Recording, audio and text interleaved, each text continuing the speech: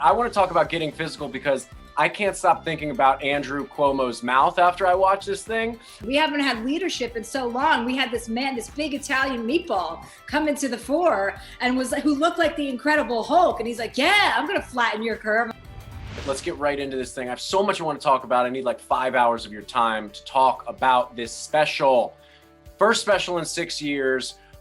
Talk about making the decision to go so personal. And did you have any reservations once you started walking down that alley? Well, no. I mean, I had a story that I wanted to tell, and I was doing my book tour talking about my last book that came out last year. And as I was doing that, I thought this could be a stand-up show. This is the kind of stand-up show that I would want to do if I ever did stand-up again. What's up with the slowness of the transaction? I can't deal with the slowness of the transaction when I want to buy a book. Are those people, what is wrong with, are they koala bears? I would want to do something with a little bit more weight and heft and have an impact for people. And so I started telling these stories on stage during my book tour. And then I was like, this is a stand-up show. And then I just decided to throw up some dates, and I started doing it as a stand-up 1 hour special. And then we sold it to HBO Max. And as far as going as personal as I did, I mean, I've always been personal, you know? It's always been personal to me. Whatever I'm talking about, whether it's drinking too much, which I talked a lot about, you know, in my younger years, or whether now it's about cannabis all the time, or my recreational drug use, or whatever it is. I want to be honest with, you know, my viewers and the people that depend on me for my honesty. So this was just another part of my evolution that I thought, this is important to share, and it's funny, so why not tape it as a special? And we did, and we pulled it off during COVID, which was even more exciting, because I felt like I really wanted to give somebody or people something to laugh, you know, some laughter and joy during this kind of really depressing time that we're living in. So I tried to kind of, you know, contribute in that way. Now, talk to me a little bit about that. Talk to me about the protocols. We kind of got to see a little bit of it in the beginning of the special, but I'm sure you workshopped this thing, you worked it on stage, and then you decided to do it in Jersey, and it seems like it's kind of on a rooftop. What was that like, trying to get this thing done during COVID? I mean, it was a little, you know, it was hard because you're worried about everybody's safety. Everyone's getting tested all the time. The audience had to get tested multiple times. And then they were socially distanced, and then there were people who still wanted to wear masks, you know, so we had to account for that. But I had to get the set ready, and I had to warm it up, you know, as a comedian. Like, you can't just go out there cold. I hadn't done stand-up like everybody else in a few months because of COVID. What's the most irritating thing about shooting a comedy special in the pandemic? What's the most irritating thing to you about the pandemic all around? The irritating, I mean, hello, where do I begin? Irritating, I mean, there's a lot of, you know, it's a good way to get out of a lot of things is the opposite answer. I'll talk about the benefits of COVID. The benefits of COVID are going on dates with people and then deciding you don't want to be physical with them and saying, well, it's COVID, we can't do anything anyway. Or you can stop hanging out with people because you're like, it's COVID, it's just too dangerous. So it's a good way to thin the herd.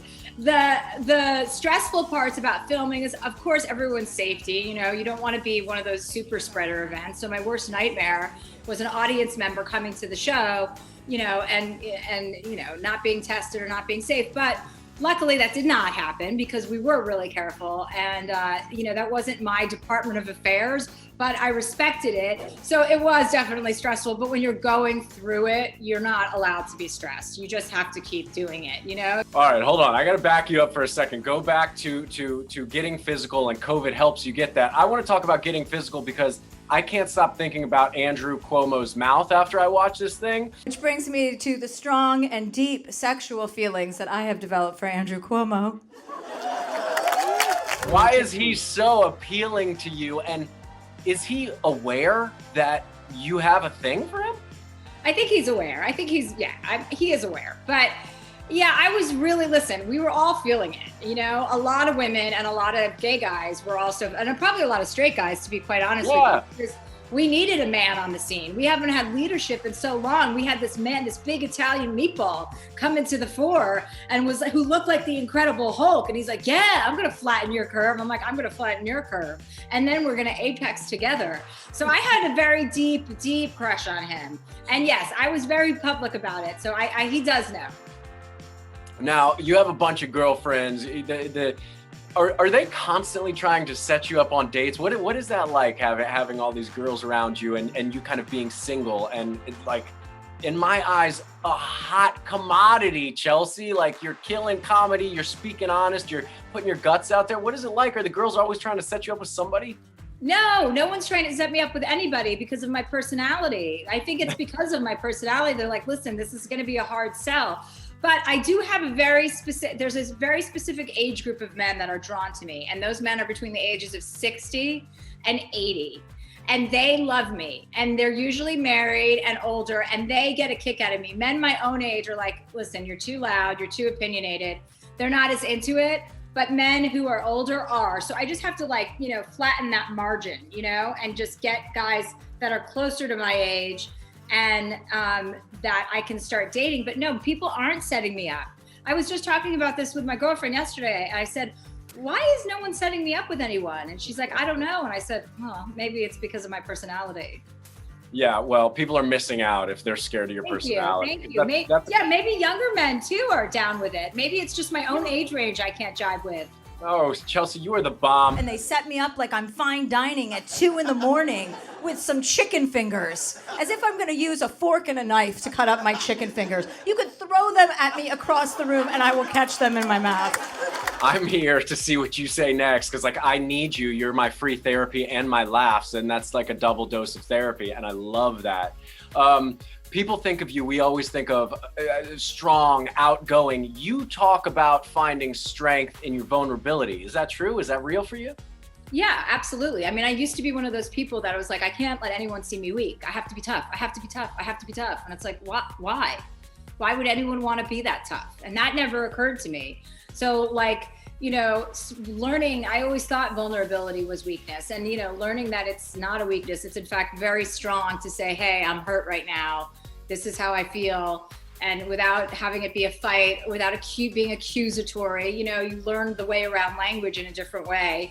And you learn how not to be so volatile. I have to ask about Elizabeth Banks. How often do you get mistaken for Elizabeth Banks, and what else have you blamed on her? Oh, I blame everything on Elizabeth Banks. Before her, I blamed it on Jenny McCarthy. I've gotten in a couple of different pickles, and whenever anybody thinks, or if I am not in a great mood and somebody will come up to me and is like, are you Chelsea Handler? I just say no. And I sometimes say I'm Elizabeth Banks, and then I walk away so that she gets blamed for me not wanting to interact. Oh my goodness, you are a magical unicorn. Never change, Chelsea Handler. Now, you've just spoken to me, and I'm going to say this on out of your recommendation. You say you can prescribe anybody exactly what they need. So a lot of people know this about me. Like my sister, she had trouble making speeches at work because she would get dry mouth. She called me, she's like, thank God we have a doctor in the family. We've just gone through an interview. Prescribe me with what do I need? I think you would function on a nice edible, maybe like a Terra blueberry, chocolate covered blueberry. Those are 5 milligrams. Okay. And I think that would be the nice thing for you, because it wouldn't take you over the top, but it would just kind of put you in a nice little good space. Like you can even work while you're doing it. Ooh. And then that's the great thing about my love of cannabis and this kind of renaissance of cannabis, because now there are labels. Now you don't take an edible and end up on a plane ride without knowing it 5 hours later, Now you can take 2.5 milligrams or 5 milligrams, and it just kind of sands down the edges, which is the point of cannabis, is just to make life a little bit easier. And you know what? You dialed back on the drinking. I know I have dialed back on my drinking because of cannabis, and that's a sentence I never thought I'd say.